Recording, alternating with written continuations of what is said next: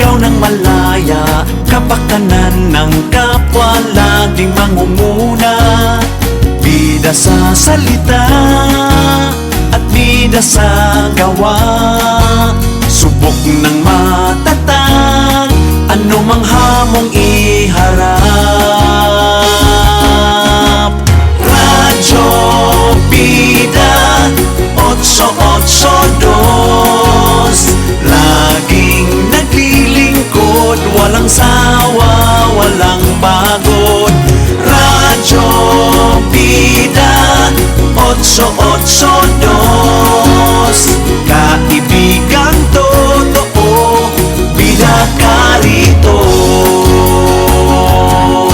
Kasamay mong nagdiriwang sa tagumpay, kasama mong lumaban sa hamon ng buhay, katuwang sa mapayapang pagkulong tungo sa pagbangon, pag-ulan at pagsulong. Radyo Bida 882, laging naglilingkod, walang sawa, walang pagod. Radyo Bida 882, kaibigang totoo, bida ka rito. Radyo Bida ng Notre Dame Broadcasting Corporation. Bida ka rito. Bida ka rito. Bangsamoro, ngayon, tinig ng kapayapaan. Nagbibigay impormasyon ukol sa usapang pangkapayapaan, kaunlaran, pangangalaga sa kapaligiran, at iba pang mga kaganapan sa Mindanao. Bangsamoro, ngayon, tinig ng kapayapaan. Nag-uugnay sa bawat sektor ng lipunan at tulay ng kapayapaan.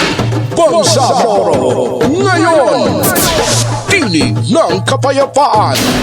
Hatid sa inyo ng Kutawato Multimedia Network o Kumunet.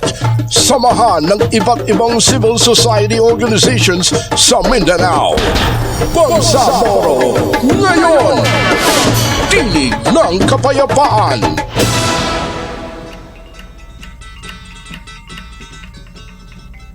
Magandang gabi at magandang gabi sa ating mga tagapakinig at pati na rin po sa tagapakinig ng DXMS Radyo Bida at sa ating pong programang Bangsamoro ngayon, Tinig ng Kapayapaan. Araw po tayo ngayon ng Huwebes, September 25, 2014 at ito po ang pang-20 beses na pagsasaimpapawid ng ating programang Bangsamoro ngayon, Tinig ng Kapayapaan.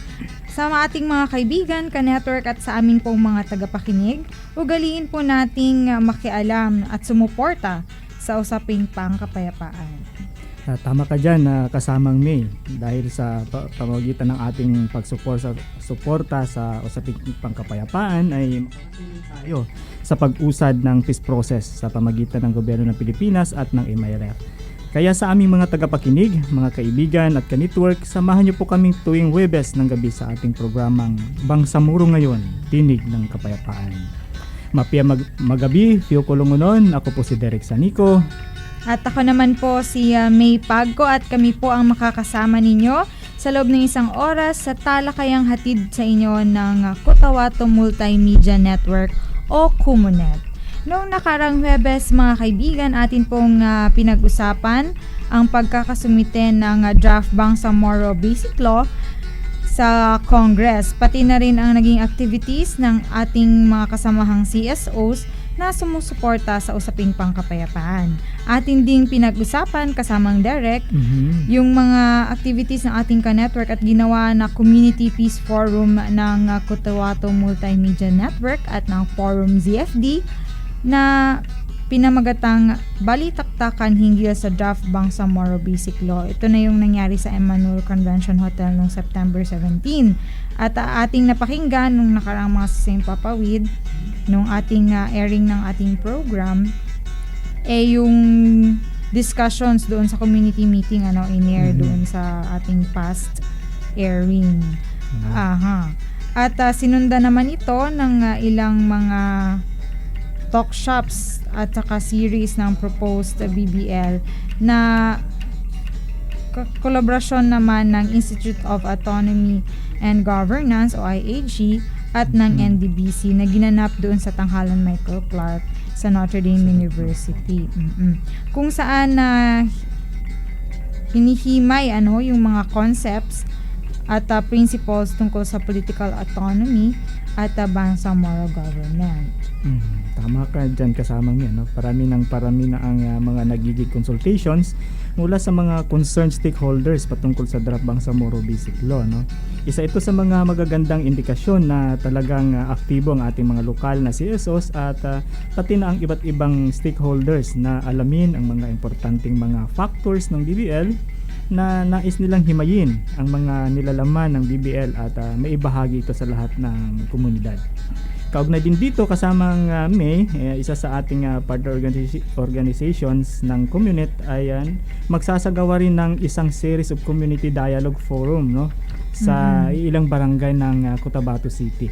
Ating alamin yan, no, ang mga detalye kaugnay niyan sa inisyatibang ito sa ating news segment mamaya-maya lamang. Magandang balita yan, kasamang Derek, upang hindi mahuli yung ating mga community at mabigay itong mahalagang impormasyon na ito at mananatiling makialam at makinig din po tayo sa usaping pangkapayapaan. At para naman po maipaabot ang inyong katanungan, opinyon, saloobin at suggestion, maaari po kayong mag-text sa mga sumusunod na Comunet mobile numbers para po sa Smart Subscriber 0998 1690597. Inuulit ko po, 0998 1690597, at para naman po sa mga Globe 0915-454-8554. Inuulit ko po, 0915-454-8554. Oras po natin ngayon dito sa DXMS Radyo Bida sa ating programang Bangsamoro ngayon, Tinig ng Kapayapaan, ay ganap ng 7:39 ng gabi. Bangsamoro News Update.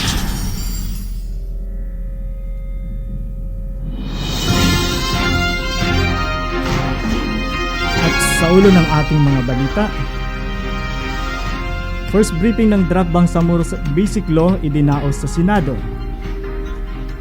United Youth of the Philippines Women o UNIFIL Women magsasagawa ng series of community dialogue forum.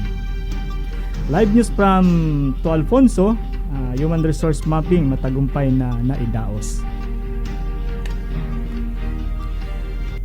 Balita Bangsamoro. Yan, first briefing ng draft Bangsamoro Basic Law idinaos sa Senado. Pinangunahan ni Committee on Local Government Senator Ferdinand Bongbong Marcos Jr. noong Martes, September 23 ang first official briefing na proposed Bangsamoro Basic Law or BBL. Presenta ni BTC Chair Muhagir Iqbal ang mga mahalagang inputs ng draft Bangsamoro Basic Law, kilala rin sa bilang Senate Bill number 2408. Sa kanyang paunang salita, ipinahayag ni Iqbal ang mga katagang "Let peace be our lasting legacy." Ito ay matatamo sa pamamagitan ng pagtatag ng Bangsamoro na siyang magtatapos sa mga conflicts na matagal nang humahadlang sa pagunlad ng pamumuhay ng mga tao sa komunidad.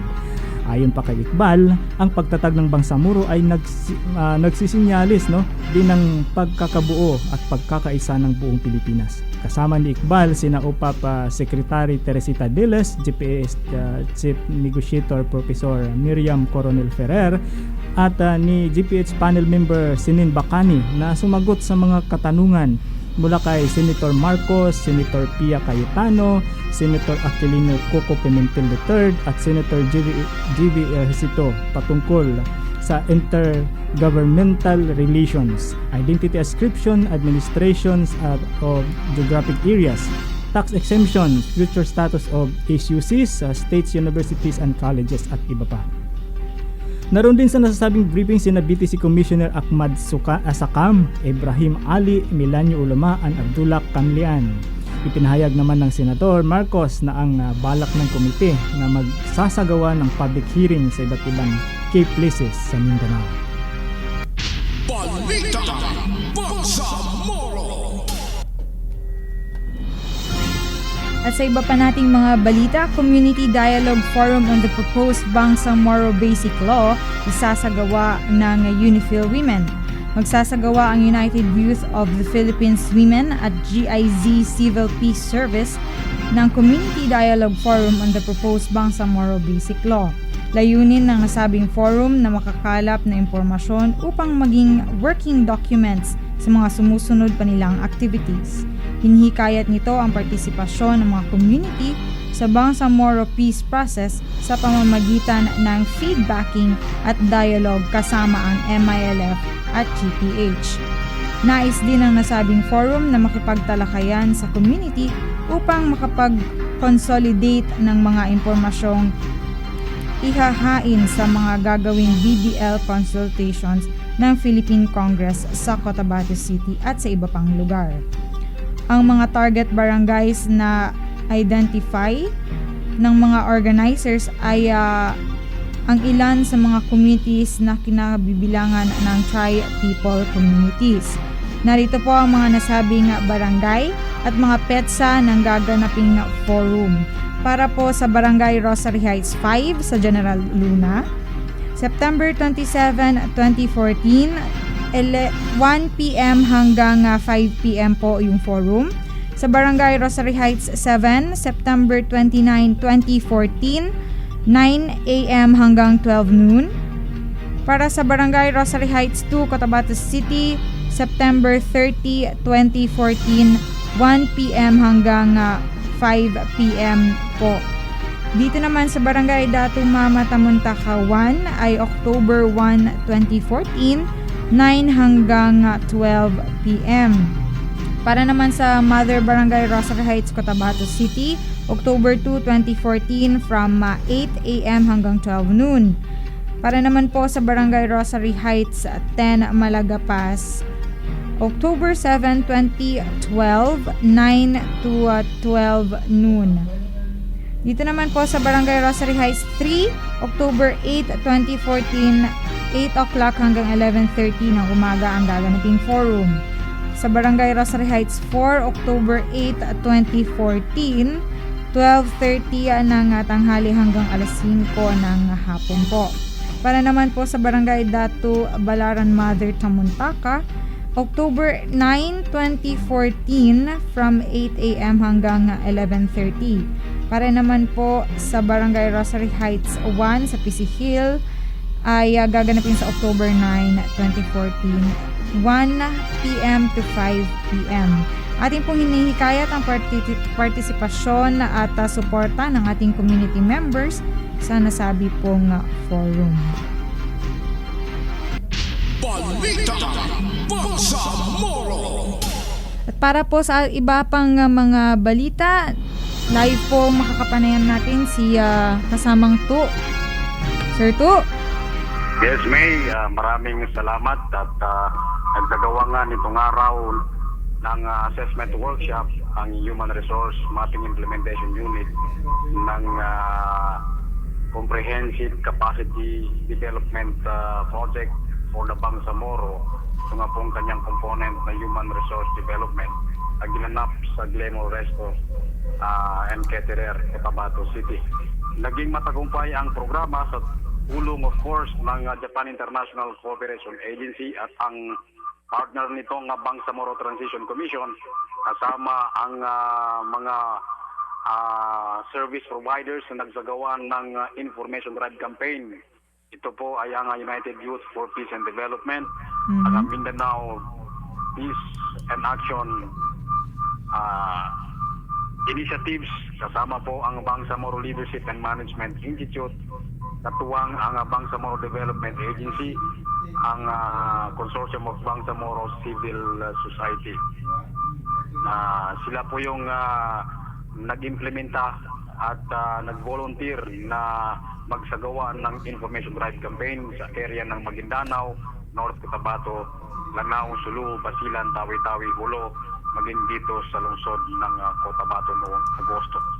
Layunin ng workshop May na matukoy ang mga promoting at hindering factors sa ginawang information drive campaign at maging itong online registrations. Kasama po itong ating ginawang radio campaign at ang Kumunet ay malaking bahaging na itulong sa pag-advocate nitong ating ginawang information drive campaign upang malaman ng mga publiko, lalo tigit yung mga Bangsamoro professionals na nakikinig sa ating programa. Ito nga pong tungkol dito sa ginagawa nating human resource mapping for the Bangsamoro professionals. Sa kasalukuyan, May ay may mahigit ng 30 or 3,000 ang nakapag-parehistro sa ating human resource mapping. At inaasahan natin dahil sa nagbigay nga ng mahigit 10,000 copy ng data sheet form ang HRM o Human Resource Mapping Implementation Unit, ay inaasahan natin bago matapos ang deadline ng registration sa September 30 ay makapagpatala ang marami pang professionals na Bangsamoro dito sa ating ginagawang human resource mapping.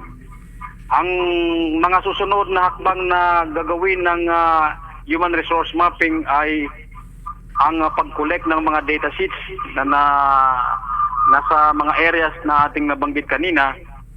At pagkatapos doon ay i-analyze itong data at gagawin yan by October hanggang November.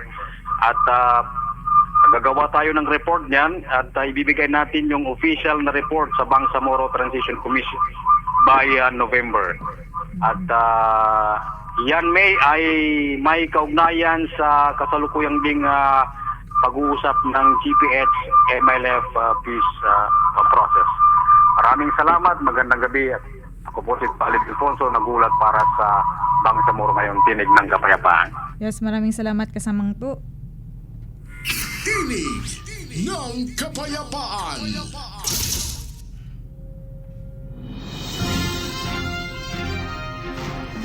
At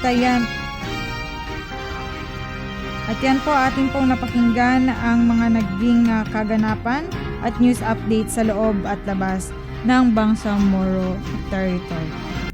Balita Bangsamoro. Ang oras po natin sa Bangsamoro ngayon, Tinig ng Kapayapaan, ay ganap ng alas 7:49 ng gabi. Ayan mga ka-network, atin pong pakinggan ang ikalawang bahagi ng naging kaganapan noong Community Peace Forum, no? Yung balitaktakan hinggil sa Draft Bangsamoro Basic Law. Alamin natin ang ilan pang mga naging katanungan ng ating mga partisipante at syempre maging ang feedback ng ating mga resource persons. Ito po ang community meeting na recorded forum. Atin pong pakinggan ito. May katanungan dito, anonymous, walang kalagay ito. But anyway, and I quote, will there be a massive information awareness campaign to the grassroots level, aside from the dry media and social media? Most of them who misinterpreted the law they're not being reached by the media channel. Second question, what will happen to the settlers if not so much is being heard about them in the provision of the BBL? How assure are the settlers that they won't be driven away? Because right now, there are those being harassed because accordingly, the lands the settlers occupy belong to the Bangsamoro. Third question, what if there are many who will not opt to be called Bangsamoro? How will they be treated? How will they be called? And the fourth question, may freedom of choice din ba ang mga settlers? I'll start first with the last question, yung freedom of choice of settlers. I think hindi naman to malaking issue, no, kasi from the definition itself of Bangsamoro, the identity really pertains to the Bangsamoro. Yung freedom of choice, na-mention siya relative sa mga non-Muslim indigenous people because historically, the Muslims and the non-Muslim indigenous peoples, pareho sila ng history.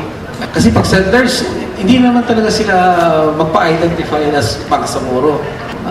Sa ating lamang dahil ang mga Muslims at mga hindi naging Muslim na mga IPs, tayo yung mga dinatnan ng mga tao dito.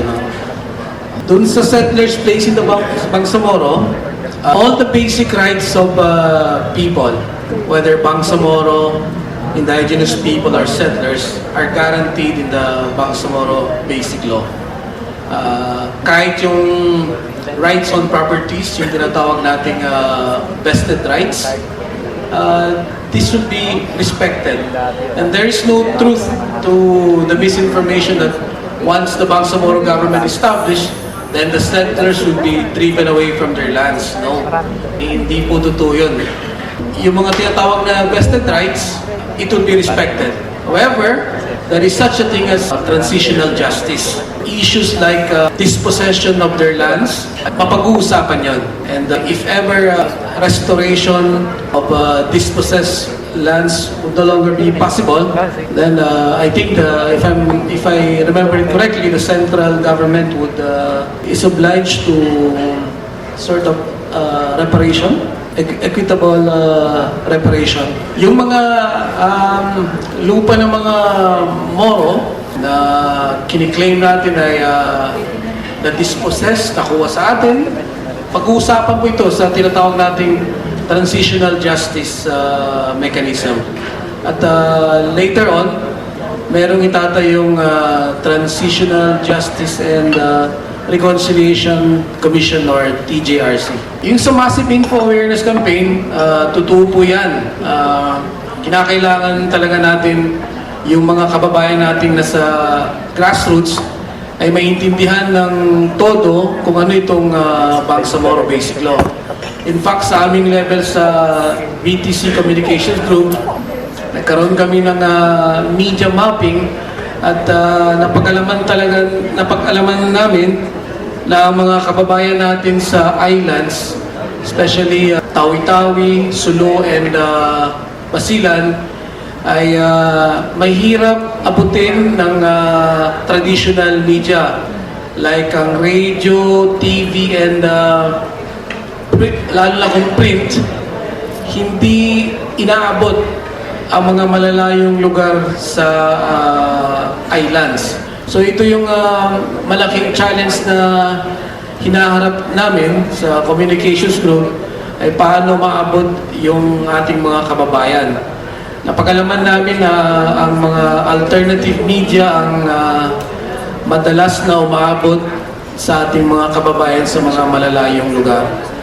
At ito namang awareness campaign ay tayong mga concerned constituents ng Bangsamoro, nararapat po siguro sa atin na magtulungan tayo para ang ating sarili na mismo, magsimula tayo sa ating mga sarili, sa ating mga pamilya at mga kaibigan na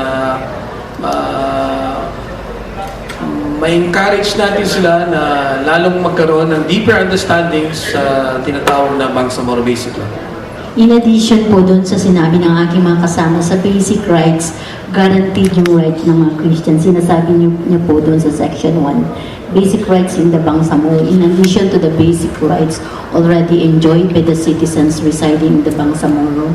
The Bangsamoro government shall guarantee the following enforceable rights: right to freedom and expression of religious belief, right to equal opportunity and non-discrimination in social, economic activity, and public service, regardless of class, creed, disability, gender, and ethnicity. And then sinasabi rin po niya yung right to freedom from religious, ethnic, and sectarian harassment. So yung isang Christian, kung siya isang Katoliko, Protestante, so ipalaganap niya yung kanyang paniniwala at spirituality. So yun po. Idagdag ko na lang din, no, another guarantee that, you know, this is inclusive and this is that everybody is a part of the future Bangsamoro government. Sa ating po, nabanggit ko na rin po kanina na reserved seats, yung 10%, kasama po doon yung mga settlers. So ibig po sabihin, magkakaroon definitely guaranteed ng representation in the future parliament din na Bangsamoro ang ating mga kapatid na settlers. Right? So hindi lang IPs, hindi lang Bangsamoro, pati mga settlers and settler communities will have a representative. In fact, reserved nga siya. So guaranteed, hindi na nila kailangan tumakbo as a district representative, although hindi rin naman yun necessarily a prohibition. Except that, kung medyo malabo kasi ang reality kasi dyan, dahil majority in the areas concerned are dominated by Bangsamoro, baka mahirapan sila manalo for a seat, say, as district representative or even in the party. So just to provide for that contingency, in-ensure na natin that in the parliament for the Bangsamoro, there shall be a reserved seats for settlers also. So even in the governance itself sa parliamentary level, kasama po dyan yung ating mga settlers. Dagdag ko lang, attorney, no? Theoretically, even settlers and indigenous people can even become a chief minister. Kung tingnan natin yung qualifications of being a member of parliament, simple lang sinasabi ng batas eh. At least 25 years of age, on the day of the election, a bona fide resident of Bangsamoro. Hindi naman niya sinabing must be a Bangsamoro. And must have a registered voter and must be a resident of the place in which you were elected for a period not less than 3 years. So theoretically, hindi nababar sa political leadership ang mga kapatid nating settlers and ang mga IPs. Ang maganda sa parliamentary or ministerial form of government, ang nabibigyan ng strength dito ay yung political party. Dahan-dahan tayong makakaalis sa tinatawag na personality-oriented politics. Such that kung kahit na tayo ay hindi mayaman, ngunit ang partido natin ay popular, malaki ang ating base, at ipapanalan tayo ng ating partido, pwede tayong maging leaders. In the case of a ministerial or parliamentary form of government, pag meron kayong may patayong partido, maganda ang organization ng partido, mananalo kayo sa elections, and then even the poorest among us, which who can demonstrate leadership qualities, can theoretically become a member of parliament. At it won't matter whether Bangsamoro ka, or IP ka, or settler ka. Dahil ang pagiging Bangsamoro man, hindi siya nagiging qualification para mag-run for the parliament. Hindi rin kasi pwede gawing qualification dahil magiging class legislation. So, open po ang Bangsamoro Parliament for all people. Magandang hapon po, lalo na yung ating mga members ng BTC. Ako po si Pintaylan Rebecca Mapuda, isang council ng Tuduray Lambangin and Women's Organization. Ito po yung katanungan ng mga kababaihan. Ano po ang magiging papel ng mga kababaihan o po ang tanong ng mga kababaihan? Sige lang. Kilala lang po. First, I am Johari M. Malang from United Youth of the Philippines Unified Incorporated. You said earlier that the Bangsamoro territory will be defined by the plebiscite. How will the votes be counted at the plebiscite? Barangay level po ba? There are stories that ARMM vote will not be counted at the barangay level but the regional level. Same goes at the municipalities in Lanao del Norte, that votes will not be counted at the barangay level but municipal level. Is this true?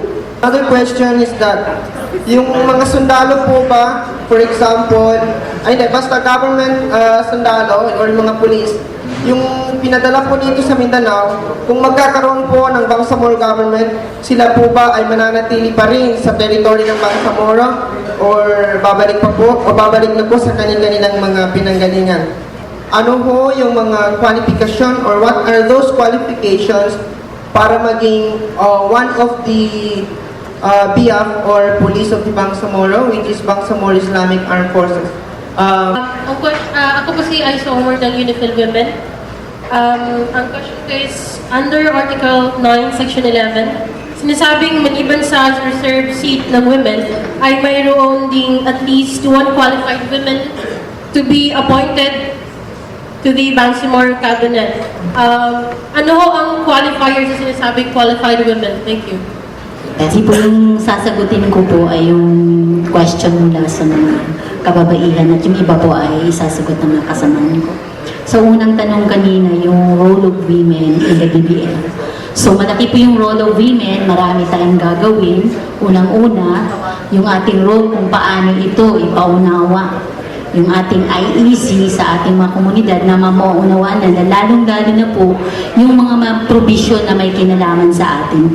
Sa basic law, ang dami po noong provision na kumikilala dun sa karapatan ng mga kababaihan. Unang-una po doon sa Article 5, Section 3 niya, sa exclusive power, sinasabi po dito yung establishment of appropriate mechanism for consultation for women and marginalized sectors. At sinasabi rin po niya yung special development program and laws for women, kasama yung youth, the elderly, labor, the differently abled and indigenous cultural community. Yung Article 6 niya sa Section 5 sa Council of Leaders, yung pagbubuo natin ng Bangsamoro Council of Leaders na pangungunahan ni Chief Minister, sinasabi rin po niya the Bangsamoro Council of Leaders shall consist of a Chief Minister, Provincial Governor, Mayors of Chartered Cities and representative from the non-Moro indigenous communities, women, settler community, and other sectors. So, may representation po yung women doon sa pagbubuo ng Bangsamoro Council of Leaders na ang kanyang pangunahing gawain ay siya yung magiging advisory kay Chief Minister. And then po doon sa Article 9, Section 1, Basic Rights, tinanong dito ano yung qualifier upang sino yung tutukuyin magiging representative ng women dahil mayroong sinabi noon na at least one women a member of the cabinet. Ito po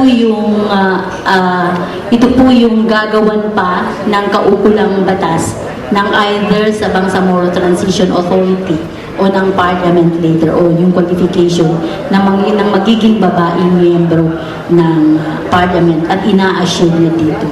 Halimbawa po, doon sa Article 9, sinasabi niya yung the Bangsamoro government shall uphold and protect the fundamental rights of women and children, including the right of women to engage in lawful employment.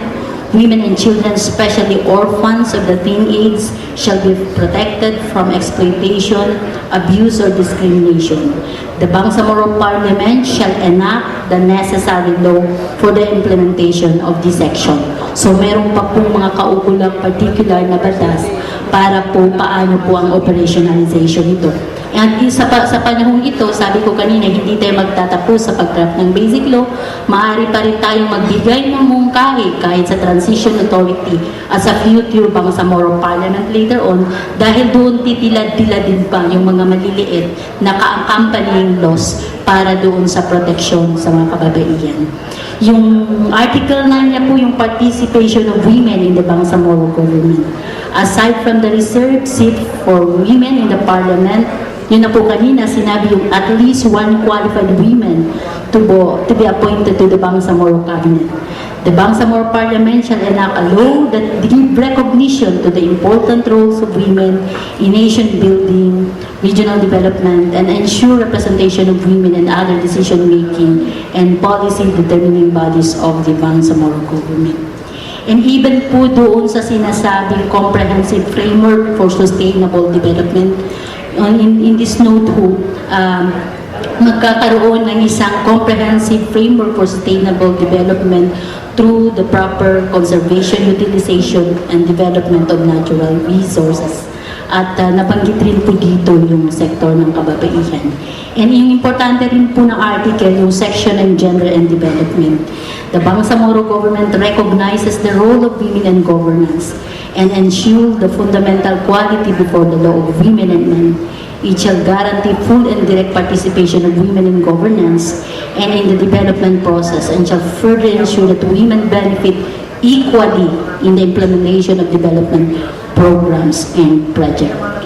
At kahit po doon sa Article 14, Section 1, Rehabilitation and Development, nasasali uli doon yung kababaihan na dapat sila ay makasama. Lalo na later on, doon sa implementation natin ng naturally ng normalization process. May mga sinasabing economic component at yung sektor ng kababaihan ay siguradong ikukonsulta at kasama sa pagbubuo nito.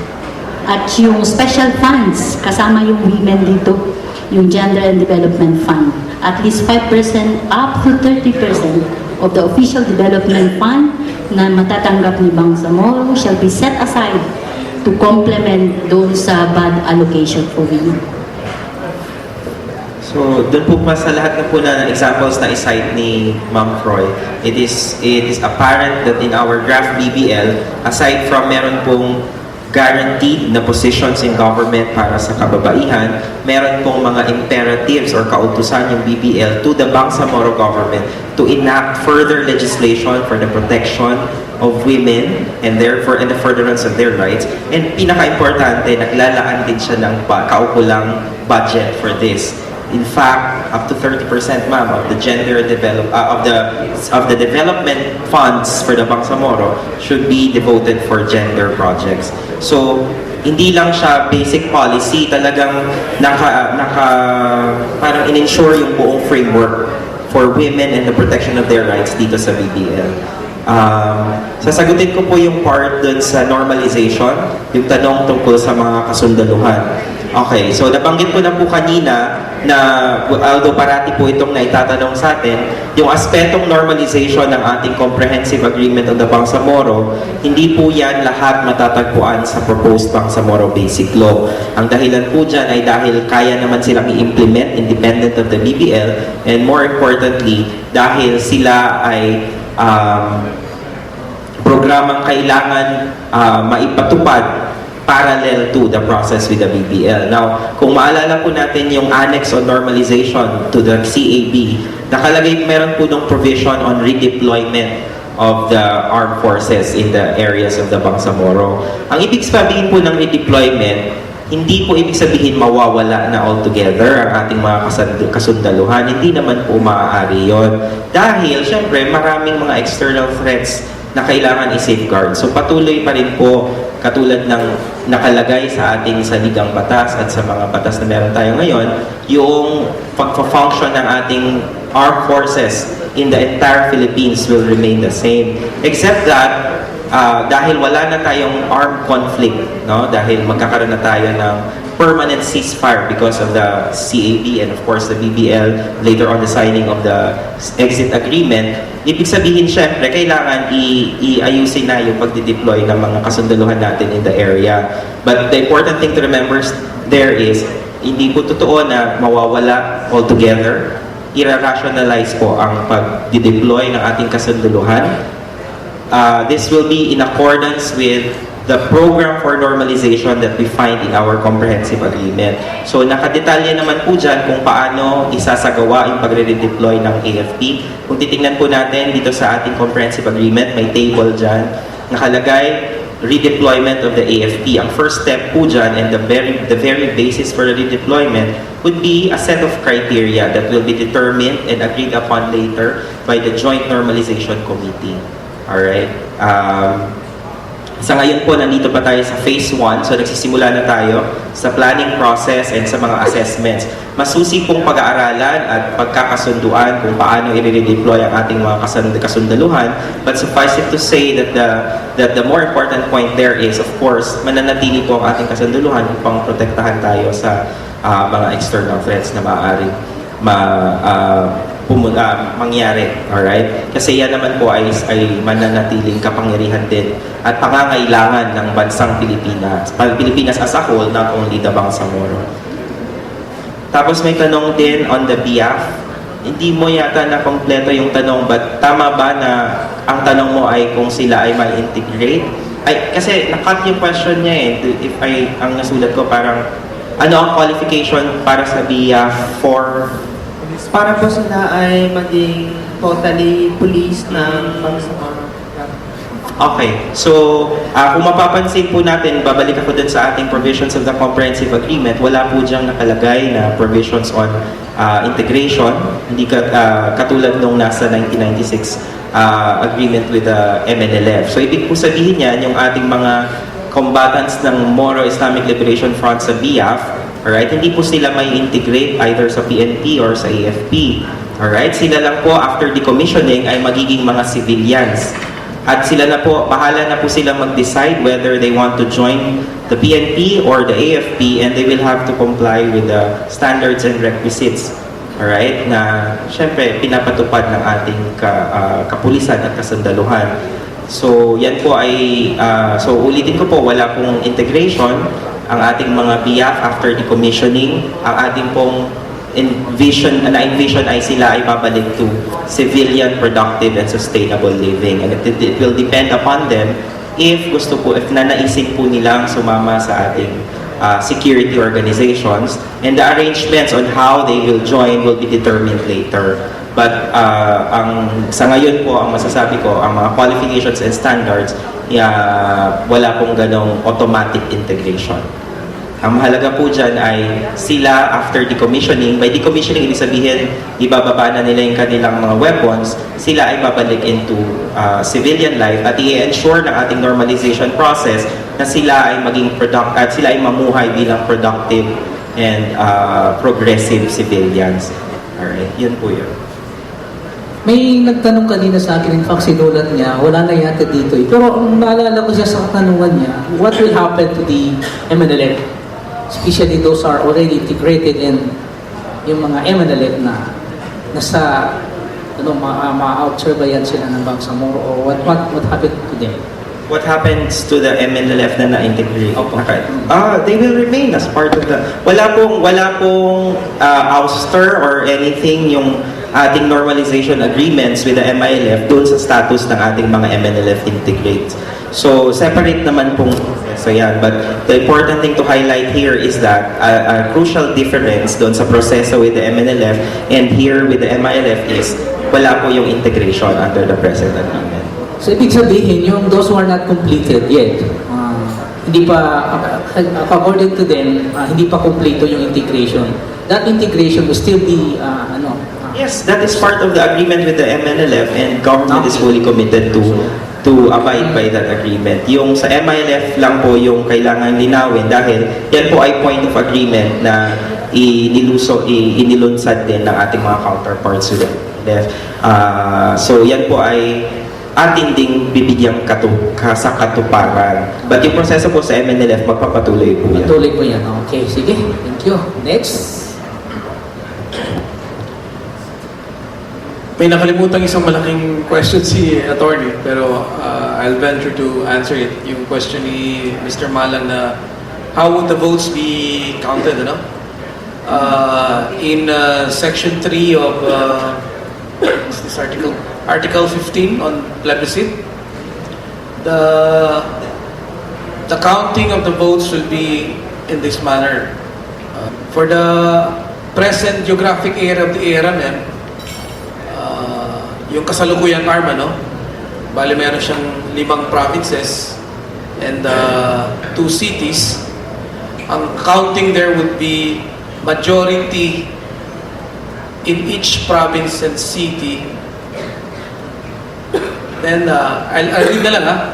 For the present geographic area of the ARMM, if the majority of the registered voters in each province and city vote in favor of the BBL, their respective provinces and cities shall be included in the Bangsamoro.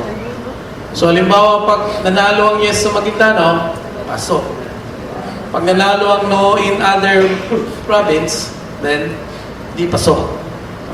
By province ang counting sa present geographic area ng ARM. Ganoon naman sa cities. Sa cities of ang present ngayon na city sa area may Marawi at saka Lamitan. So kailangan majority din na makukuha mo dun sa Lamitan at saka sa Marawi para ma-include sa Bangsamoro. Para naman doon sa 6 na municipalities sa Lanao del Norte, ito yung Munay, Baloe, Nunungan, Pantar, Taguluan, and Tangkal, kailangan din makakuha ka ng majority of registered voters in each of these municipalities. So, ang reckoning din doon ay by municipality. Kailangan majority din sa Baloe, sa Munay, Nunungan, Pantar, Taguluan, and Tangkal ang mananalo para masali yung respective municipality. Doon naman sa mga barangays, 37 yata ito, no? Na bumoto, 39, na bumoto ng yes noong 2001 plebiscite.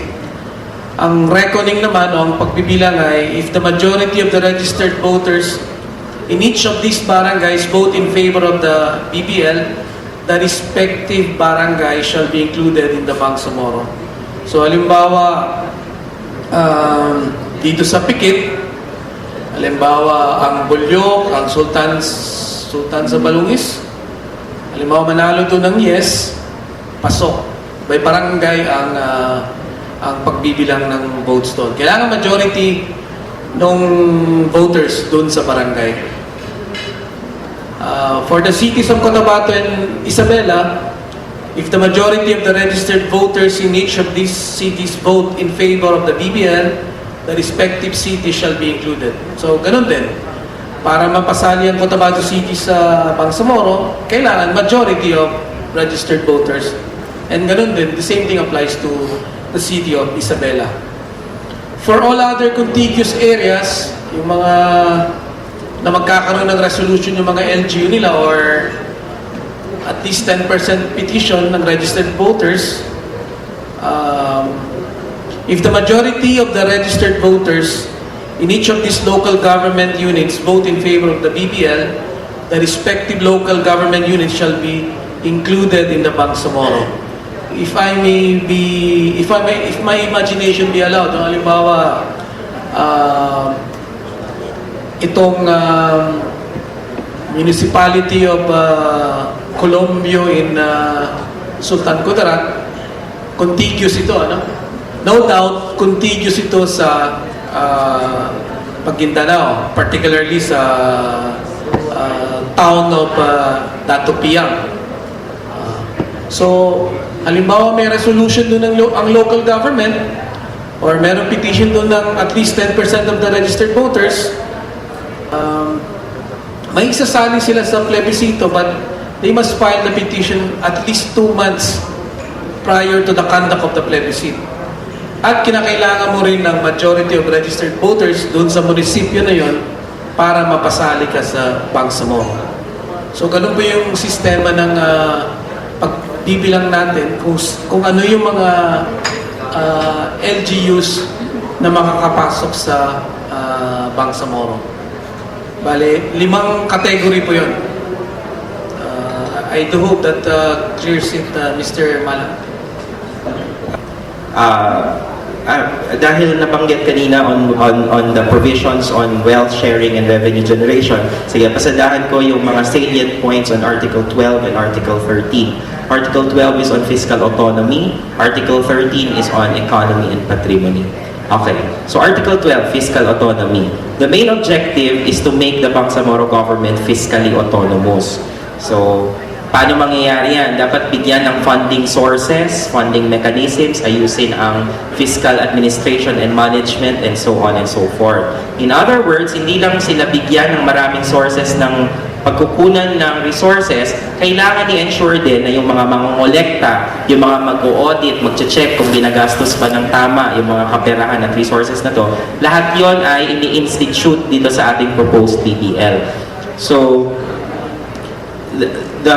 if you look at Article 12 and 13, lahat ng mechanisms dyan as to revenue sources, revenue collection, fiscal administration, up to accountability mechanism. So auditing, paano ba natin nalalaman na yung perang na kukolekta ay ginagastos ng tama? Lahat po yan makikita sa Articles 12 and 13. Alright? All of this, again, as I said, to ensure fiscal autonomy so that the Bangsamoro government will become self-sufficient and will no longer need funding from central government in order to fund its operations and to provide for the needs of its constituents. So ano-ano yung mga mechanisms na to? Number one, the Bangsamoro will have its own auditing body. Alright? Magkakaroon ng Bangsamoro Auditing Office. But this is without prejudice to the powers and authority of the National Commission on Audit. So ibig sabihin, pagdating sa Bangsamoro, dalawa-dalawa ang nag-check kung tama ba ang pagkakagastos ng pera. In other words, iiwasan po natin ang pagbubulsa ng salapi ng bayan. So dito pa lang sa Bangsamoro, meron ka ng auditing body. Sa National COA, meron pa ulit. So ganyan ka-keen yung sa safeguard natin sa pera ng Bangsamoro to ensure hindi na ma-repeat yung mga instances of corruption na na-observe natin dati. Alright? Apart from the taxes that are already devolved to the ARM, the Bangsamoro under our draft BBL can now impose these 4 additional taxes. Capital gains tax, donors tax, estate taxes, and documentary stamp taxes, provided all taxable elements are within the Bangsamoro. Ibig sabihin, para dito sa 4 na taxes na to, hindi na po si National Bureau of Internal Revenue ang mangongolekta. Diretso po si Bangsamoro na ang kukolekta, ang mag-i-impose kung magkano ang rate ng tax, and so on and so forth. Bakit? Kasi magpo-provide to ng additional source of revenue for the Bangsamoro government. The Bangsamoro is also entitled to 75% share in all national internal revenues, fees and charges collected in the Bangsamoro. So kapag meron pong national internal revenue taxes na dito sa Bangsamoro kinokollect, 75% po nun mapupunta sa Bangsamoro, 25% lang ang mapupunta sa national government. So mas mataas po yung share ng regional government this time around kumpara sa ARNM presently under RA 9054. Kasi po sa present nating batas under the present ARM, 70% lang po ang nakikip ng regional government, percent national. So dinagdagan po ng 5% yung share ng Bangsamoro when it comes to national taxes collected here. Ano pa? So aside from the auditing office, the Bangsamoro will have the power to organize its own tax office, alright, to collect the taxes in the Bangsamoro. However, in the meantime na hindi pa ayos yung fiscal and taxing management and administration in the Bangsamoro, central government will assist the Bangsamoro on matters of tax administration and fiscal management. This will include capacity building, training programs, in accordance with needs assessment and capacity building plans that will be developed. Alright, most importantly, there will be an annual block grant equivalent to 4% of the total national internal revenue collections of the Philippines. Alright, and but the 4% can be adjusted when the following occurs. Magkakaroon ng changes in the area of the Bangsamoro or magkaroon ng unmanageable fiscal deficit. Ang importante po dito sa annual block grant is the regional government, like all other local governments below it, will now receive some form of an internal revenue allotment para na po siyang IRA. So ang ating regional Bangsamoro will receive an annual block grant equivalent to 4%, alright? At automatic and regular release na po yan. That is a stark difference to the present system where your autonomous region in Muslim Mindanao, every time magbabudget, kailangan nila ng budget, kailangan pa pumunta sa house para mag-defend ng kanilang budget dun sa General Appropriations Act. So by the annual block grant, we are actually strengthening the autonomy of the Bangsamoro because hindi na po nila kailangan this time around to go to Congress and defend their budget. Their annual block grant will now be regularly and automatically released. What are the other revenue sources under Article 12? Aside from the annual block grants and the additional taxes and the share from national internal revenue taxes, pwede din pong mag-secure ng loan ang ating Bangsamoro government, whether domestically or even from foreign sources. Pwede din siya mag-issue ng treasury bills, ng bonds, credit notes, debentures, etc. And then merong ODA, Overseas Development Aid, grants and donations. Tapos may shares din ng Bangsamoro from operations and revenues of GOCCs. Alright, to be determined by an Intergovernmental Fiscal Policy Board later on. So may mga matitrigger pong IGR or Intergovernmental Relations Mechanism that will determine yung shares or participation ng future Bangsamoro sa mga government-owned and controlled corporations that operate exclusively in the Bangsamoro or those that have a substantial operation in the Bangsamoro. Lahat po yan i-determine later on through the IGR mechanism. Now, napag-usapan na rin po kanina yung share when it comes to revenues collected from the exploration, development, and utilization of natural resources. So, na-improve po yung sharing. Pag ang resource po ay non-metallic, lahat po ng revenue goes to the Bangsamoro government, 100%. If the resource is metallic, 75% goes to Bangsamoro, 25% goes to central government. If the resource is fossil fuel or uranium, 50-50 naman po ang sharing. Nabanggit po ito kanina, when I say before, under existing law, ang determination po kasi ng minerals natin strategic, non-strategic. When we talk of strategic and non-strategic, these are really political terms, alright? What is strategic now may not be strategic later. Alright? At some point, nickel is strategic, and another point, nickel won't be strategic anymore. So it's very arbitrary. How do we determine kung 75% pa talaga yan or 25%? So under the present law, under the present comprehensive agreement, we resorted to the more scientific classification of metallic and non-metallic. So pag non-metallic, alam naman natin ang timber non-metallic, ang sand and gravel non-metallic. Alam natin ang copper ay metallic. So very scientific yan, and therefore mas malinaw. And in-improve din natin ang sharing. So ngayon, mas malaki yung shares ng Bangsamoro compared to what we have under existing law.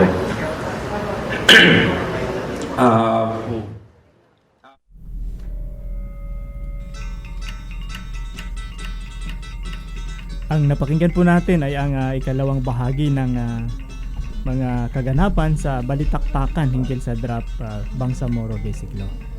Ayan, time check po sa ating programang Bangsamoro ngayon, Tinig ng Kapayapaan, ganap na po ang 8:28 ng gabi. Ayan. May mga announcements tayo dito, kasamang Derek. Basahin mo na yan, kasama ni. Salamat. Ayan. Sa lahat po ng membro ng Kumunet, bukas po araw po ng Biyernes o Friday, September 12.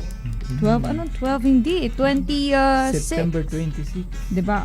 Mali itong 25 tayo ngayon. September 26. Bukas po, Friday, magkakaroon po tayo ng editorial meeting doon po sa office ng Forum ZFD sa loob po yan ng Notre Dame University compound. At dyan po nagtatapos ang ating programa sa ating mga kaibigan ka-network, taga-subaybay. Maraming salamat po sa pagtangkilik po ninyo sa amin. Ang programang pong ito ay para po sa inyo at hangad naman po namin na makapagbigay ng wastong kaalaman para po sa inyo. Nagpapasalamat din po kami sa lahat ng miyembro ng Kumunet sa mga kontribusyon at aktibong pakikibahagi para sa ikakatagumpay ng ating programa.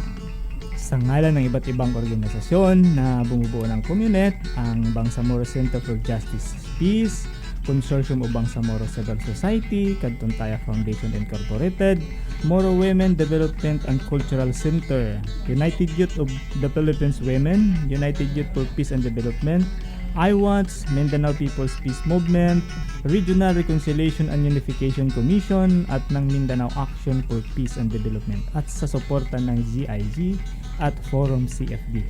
Ang nakaagapay po natin sa technical side, si Ginoong Jonathan Estorbo. Ako po si Derek Sanico. At ako naman po si May Pagco. Ito naman po ang inyong programang Bangsamoro ngayon na Tinig ng Kapayapaan. Samahan niyo po kami sa susunod na Huwebes dito pa rin po sa DXMS Radyo Bida. Maayong gabi sa tanan, Fiu Kulungunon. Maraming salamat po sa lahat. Bangsamoro ngayon, Tinig ng Kapayapaan. Inyong napakinggan ang programang Bangsamoro ngayon, Tinig ng Kapayapaan. nagbibigay impormasyon ukol sa usapang pangkapayapaan, kaunlaran, pangangalaga sa kalikasan at iba pang kaganapan sa Mindanao. Bangsamoro ngayon! Tinig ng Kapayapaan. Hanggang sa susunod na Huwebes, alas 7 hanggang alas 7:30 ng gabi. Dito lang sa DXMS Radyo Bida. 882 sa inyong mga pihitan.